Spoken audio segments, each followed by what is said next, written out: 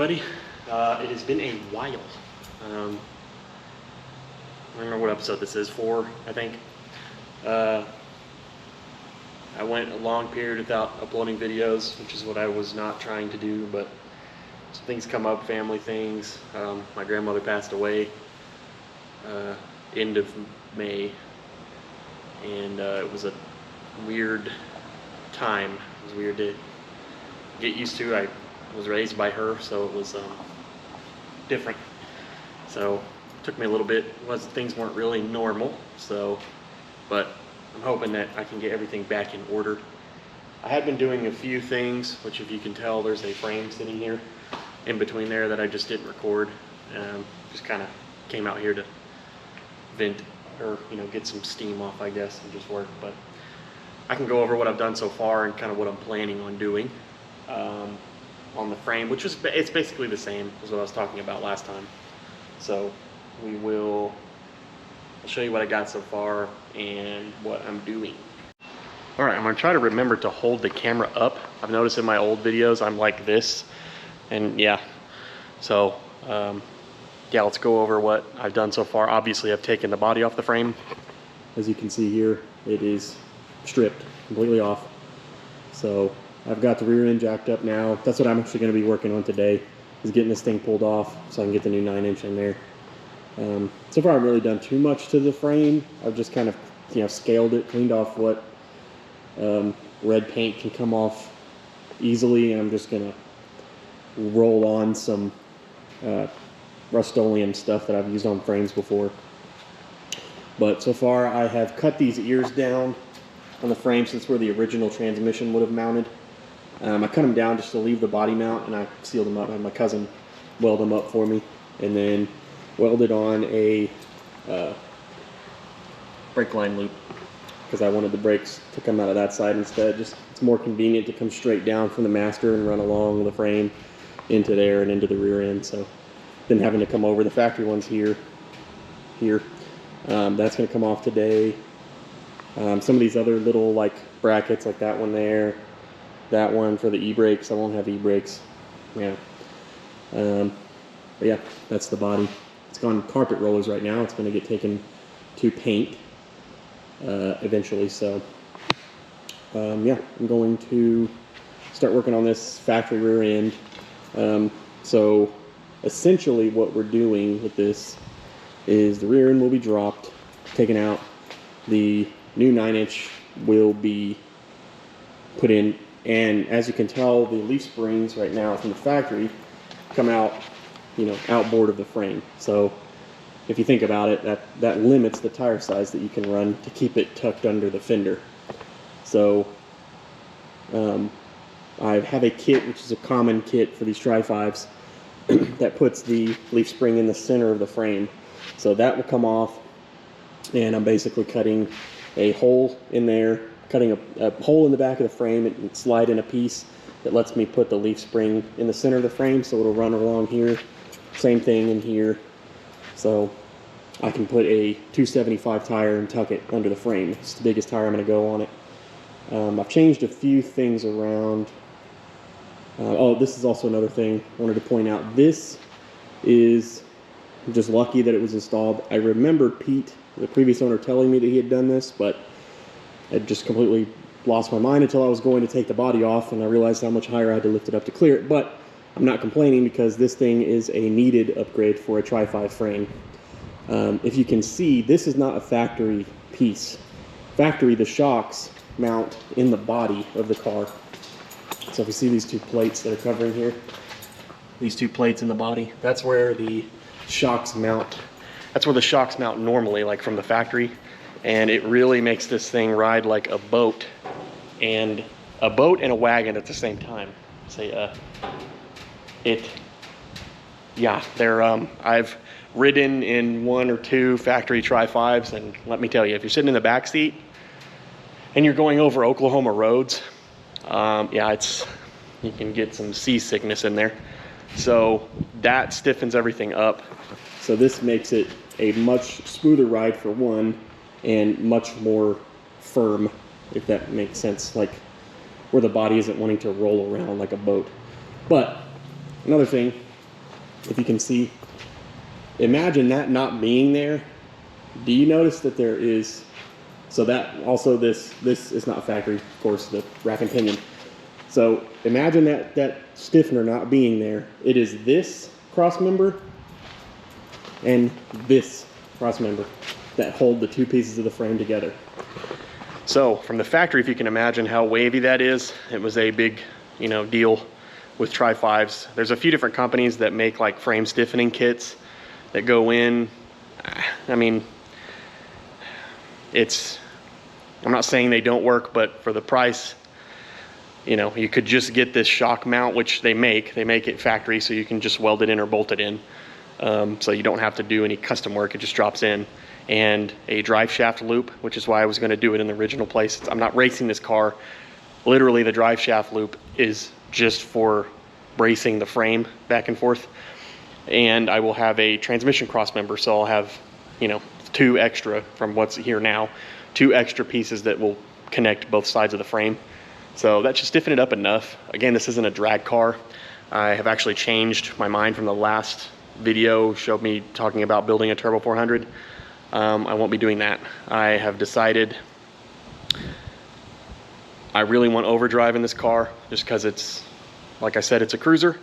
So I'm gonna do an 80E so I can have, you know, 4-speed and overdrive, 3-speed and overdrive. And I'm gonna get it built up decently, you know, so it lasts and, you know, really make it easy to drive so that, you know, mostly anybody can get in it and drive it. So yeah, I'm gonna get started on pulling this rear end apart. Might record a little bit of here and there.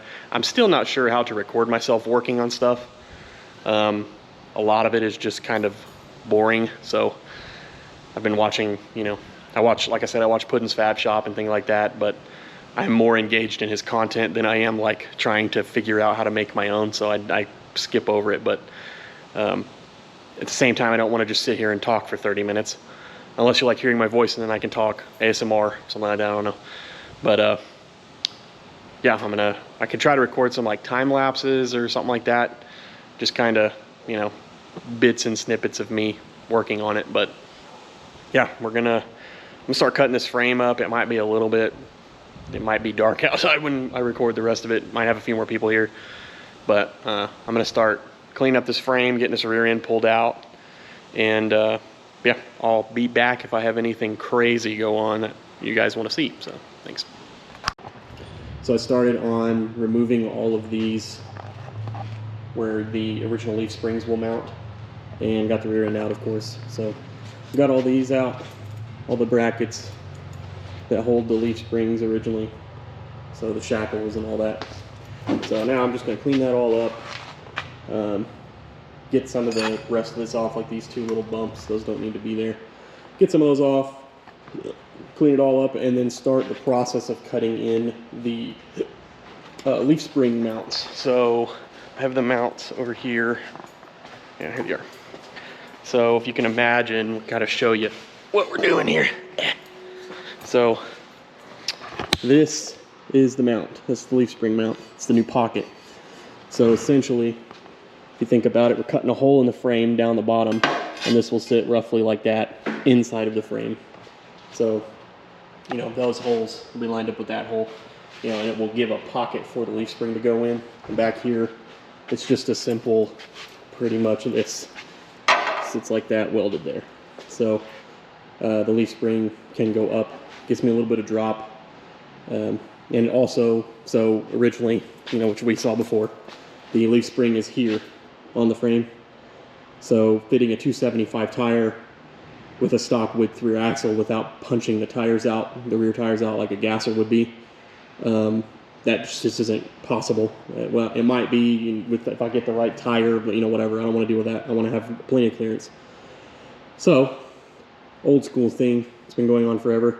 They take the leaf spring and they put it inside of the frame, so it'll be running parallel with the frame, and thus giving us more room here in between the tire and the frame to fit a 275, like a small tire, like a 28-10-5, which, like I said, I'm not drag racing this thing. It's mostly for the looks. as much as that sounds, I'm not going to lie to you and tell you I'm doing it to go fast. I mean, obviously this car will be fast just by the nature of it being a blown LS, but I'm not going for 8-second quarter mile or nothing with this. This thing will have a front bench seat, original front bench seat with some cup holders, and yeah, I want it to be like just a cruiser, a straight up comfy cruiser, so we'll get started on that. I gotta figure out a way to rig up the frame because I kind of want to lift it up higher just to make it easier to accurately make the cuts in the frame, which will be like roughly in that area, but just so I can accurately make those cuts in the frame where everything lines up right. So I might rig up a way to, I'll probably put like my engine hoist over here in the middle and tie a chain around the center cross member and just lift it up as high as I can before the front frame horns bottom out on the ground. That way I can be close to standing.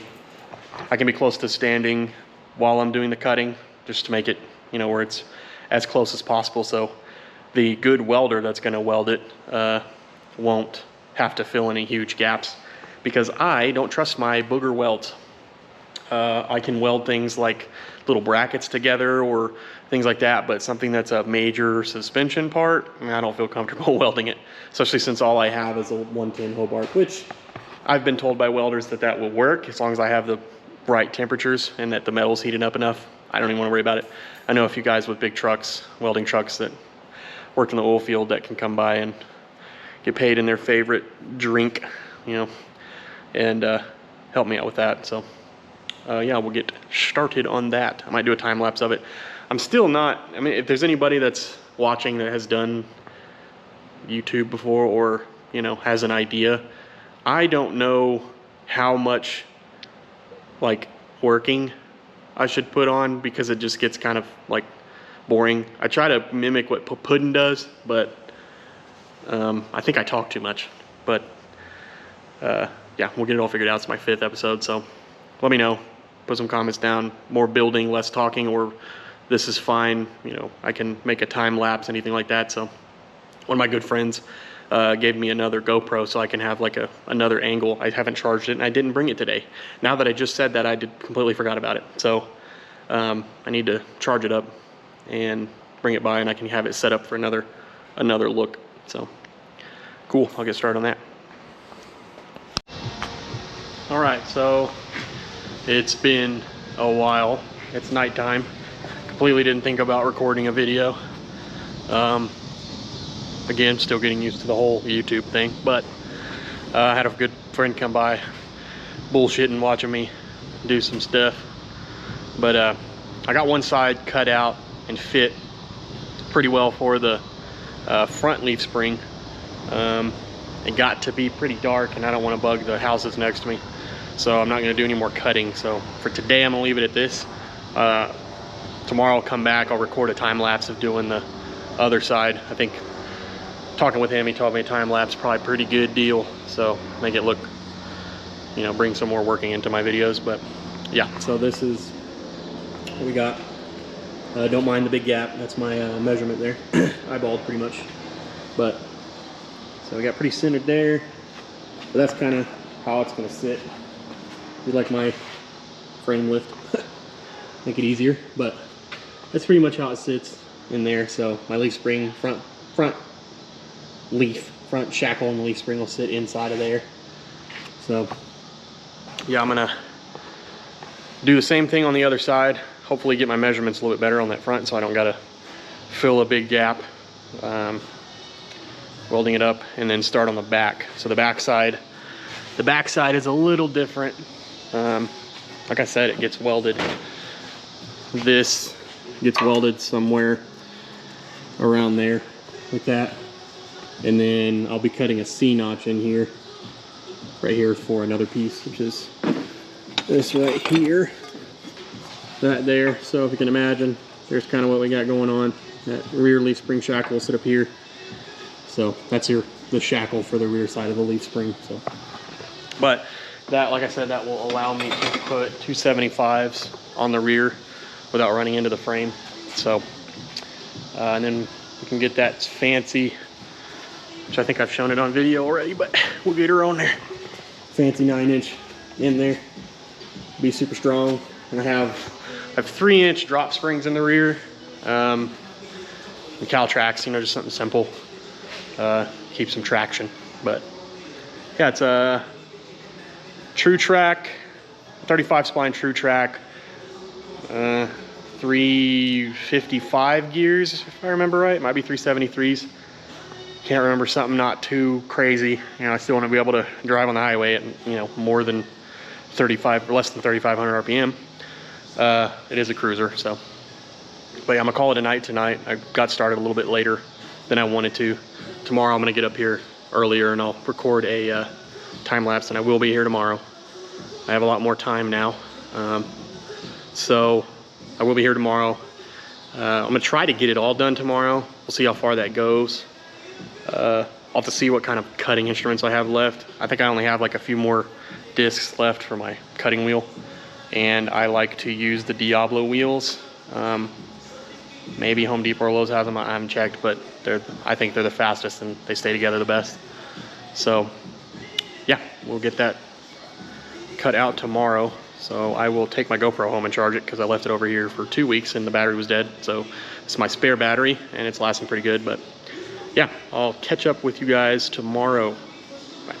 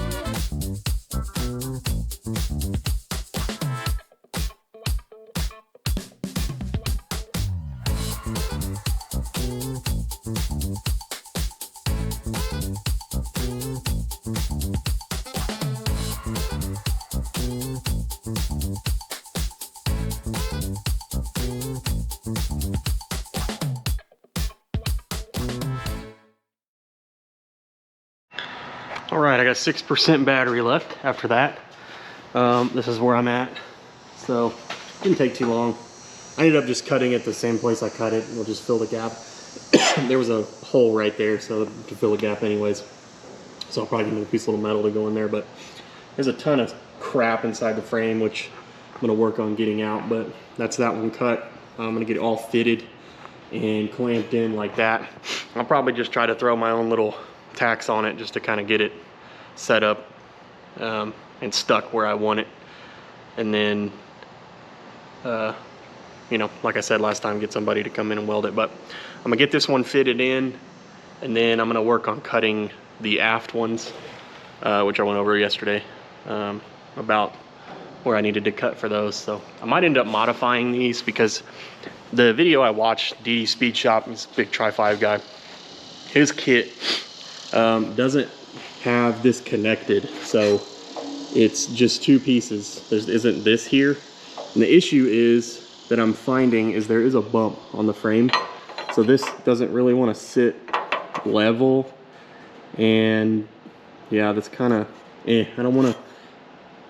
I mean, I guess I could, you know, just file it down flat and re-weld it and it would be, you know, good enough, but I don't know. I mean, I guess maybe right there I could get it, tack it and weld it good enough, but I don't know, we'll see. But we'll see. I might have to cut that middle section out and weld it like that, where it's just got the two ends, because his kit is just like that piece, like that much of it, and it's just one flat piece and a flat piece on this side, and you weld them down to the frame. So we'll see. I'll do some measurements and see what's up on that. So let me change my battery though, because it's probably about to die. All right, so I got it fitted. Fits pretty good. As long as those holes are centered right there, we're pretty good. I have some adjustment in the bushing, so, but it's in there. I'm just gonna work on clamping those down so they're stuck. Might throw a few little tacks in there, at least what I can do, you know. And then continue on with the back side. Should be easier because I can stand and do it. So, but yeah, let's get that going. All right, there's that one cut up. I got it vice gripped in there. We're not going to show the other side. Got to do some work to it. Yeah, whatever. So what I didn't think about was that. So I have a different style frame. I have to look it up. I think it's called a California frame. I may be wrong, but this is just my measurement being off from one side to the other. Whatever. I can put some metal there, but this cross member is not normally there on a standard frame. It's just boxed all the way back. So I'll have to get some metal fill in there, some metal fill in there. It'll be fine.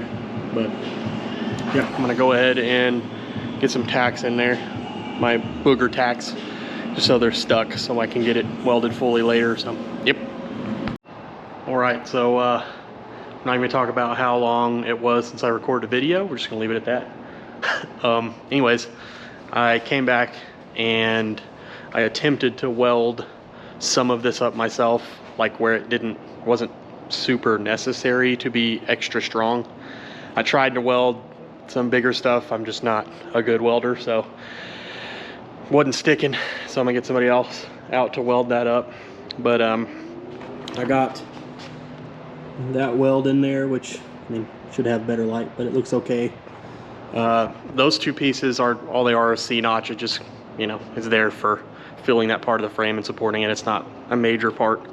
Whereas like that part, I'm even on it, that part right there, the triangle, that needs to be welded solid.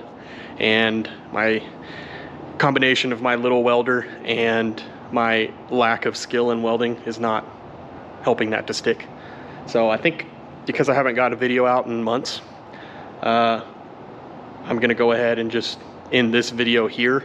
I wanted to get everything welded up and, you know, so I could show you all of it welded in, but, you know, it's just not gonna go that way. So what I'm gonna try to do next time, I'm gonna do a little bit of fixing on the front of the body of the car, since I know I can weld that stuff in. Mostly just plugging up all the holes in the front. And of course it's super dark over on this side of my shop, but I don't have my flashlight, you know. Basically just welding up the parts on the front of the firewall, like all these big holes I don't need. Let me pull up a flashlight on here real quick. So like those parts, like I don't need that big hole. I don't need all these little holes in here. That's my dog. I don't need all these little holes in here on the firewall. So I'm gonna plug all those. I'm gonna make it look nice because I think I want to paint the firewall something fancy, you know, like the old hot rodders did, maybe candy it or have some sort of pinstriping done on it. And next video I might start taking this other motor completely apart. I've got it somewhat down, and I might make a little short video on LS stuff, just taking it apart. That's kind of the stuff I'm more good at than bodywork and welding. So yeah, so I'll end this video here. I'm going to be much better with coming out to the shop. Just past couple months, you know, stuff going on. But I'll be out here tomorrow. I'm gonna start making it a routine to come out here and do whatever I can, even if it's not much. You know, I can't do much on the frame now. I don't want to do the brake lines yet until I get the frame painted, so that I'm not getting paint all over the brake lines. Even though it really doesn't matter, I could just take the brake lines out, which I was thinking of that. I might actually do that tomorrow. I might start making brake lines. It's a real simple process for this. Since I have the body off the frame, it's easy. So I'll make that main line that goes to the back and the lines that go to the calipers in the front. But yeah, I'm gonna end this video here. Next week, I'm gonna have another video out of some stuff being done. So that's what I'll record for the next videos, the brake lines and all of that. And when I get that all welded up and painted, I'll make sure to make another video of that, kind of show you where it's at and painted, where the frame looks real nice and the rear end is in. I'll obviously get that too. So yeah, thanks for watching.